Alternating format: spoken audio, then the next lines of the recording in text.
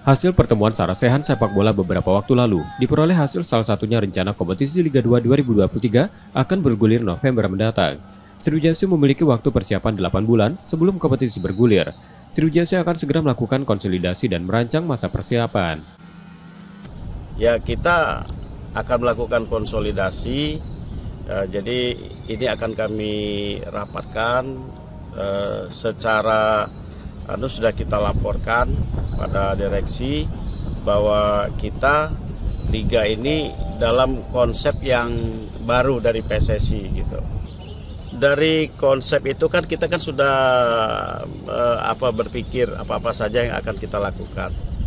Jadi ya berilah kesempatan waktu, manajemen Sriwijaya FC akan merancang hal-hal tersebut untuk kesiapan kita menghadapi Liga 2 ini.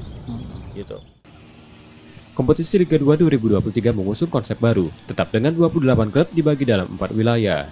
Nur Muhammad, Kompas TV, Palembang, Sumatera Selatan.